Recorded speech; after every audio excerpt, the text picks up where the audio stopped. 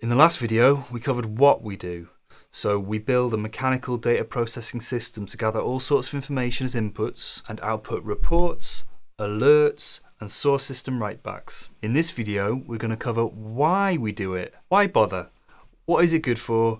What are we hoping will happen? Why is data development good? Our story opens with an early scene from Blade Runner 2049. Ryan Gosling, who, spoiler alert, may or may not be playing a humanoid robot, is investigating a house out in the sticks. Now, I've marked in red all the things in the landscape that Ryan Gosling would be interested in if he was some kind of omniscient super being, which he kind of is. There's someone escaping the house by the back door.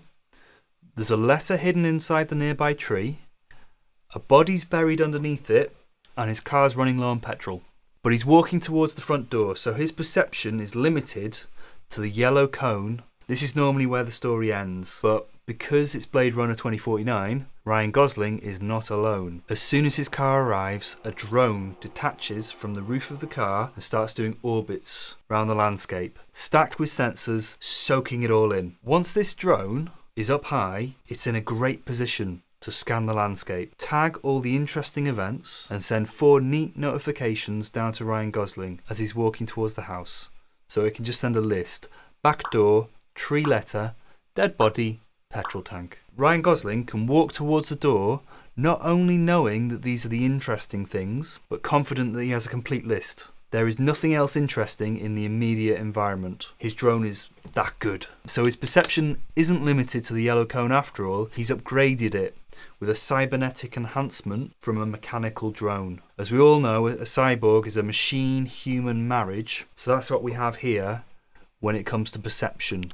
A cybernetic upgrade to human perception. Point of interest, machines can scale. Now, the diagram we've drawn here is a little simplistic. Humans already had loads of ways to augment their limited perception long before drones came along. People in exactly the same situation as we've drawn here have used domesticated dogs for millennia to fulfill a very similar function, barking to alert humans of interesting items. So a dog could easily sniff out the dead body under the tree and alert the nearby human. But there's a reason that cold mechanical perception of the drone upgrade in Blade Runner is more exciting. It's because it can scale. You can automate. Machines don't have feelings. Machines don't get bored. You can set them to do vast, dull, repetitive tasks, and they will deliver with absolute precision endlessly. Concession. Humans already have gossip and conversation, which is ancient, powerful tech. At a much more general level, across loads of different scenarios, we have human-to-human information sharing, which is the main perceptual augmentation technology. Gossip, news, stories, meetings, talking, conversation. Expanding your perception to share in the perception of those around you. You could probably find out about the dead body under the tree just by going to the local pub and buying someone a drink. Gossip and conversation are established, ancient, super powerful human tech. It's been around for millennia. We've evolved to use it. So we don't necessarily want to replace conversation with this mechanical perception enhancement. That would be really short-sighted. Which leads us onto our next question. Business intelligence versus data analysis. What's the difference? To answer this question, we're going to talk about a story from World War II. So the UK armies, led by Churchill, needed to make lots of complex decisions quickly. And what they did was a beautiful example of business intelligence. They built a huge, round, tabletop map of the territory containing all the important assets from the war effort on both sides. And they put this huge map in the centre of the main war room for all to see. And it was manually updated. So operators would be assigned to specific assets and would receive telegrams from intelligence in the field and then would rush to the main war room to physically move the corresponding assets so that this map was kept up to date with the latest information. This is a perfect example of BI, and it's not even digital. It's fully analog and manual. They created a shared perceptual prop to support cognition, conversations, and decisions. So if we contrast this with data analysis, normally data analysis is where you take a lot of data in as an input, you perform your analysis, and then give out an answer. BI is building shared perceptual props to support conversations, and data analysis is normally answers to questions. So the first distinction is BI is not giving answers.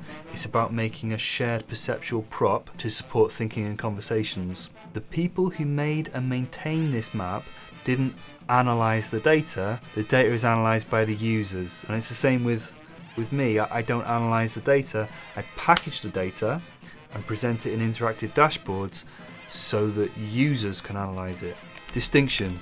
BI leverages gossip and conversation. I've added 4 people in a passionate discussion around the tabletop map. They're a diverse bunch of characters. One is dumbfounded, another one is assertive. We have one person surprised, and another is listening and thinking. This is the genius of people.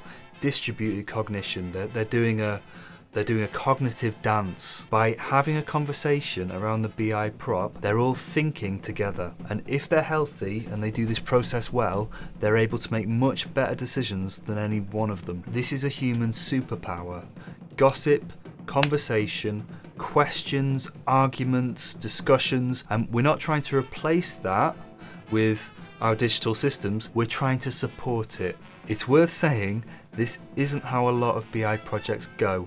A frightening number of expensive BI projects just sit dormant and unused. And if you want to get this perfect situation where technology supports the groups of people communicating like the diagram, you need to have great technical skills and also have the right people in your corner with good people skills and some organisational clout to bring the necessary groups of people to the table. But if you can pull this situation off, then it's always magical, because the outcomes when groups of the right people properly communicate with each other around the right BI tools are fantastic. This video is sponsored by Kitestring Data, which is a growing data consultancy in the north of England, and we're always looking for new colleagues and new clients. So if you're a friendly, talented data professional looking to join our team, or if you're a client who wants to push the boundaries of what can be achieved with great data and BI systems, please get in touch through the avenues in the description below.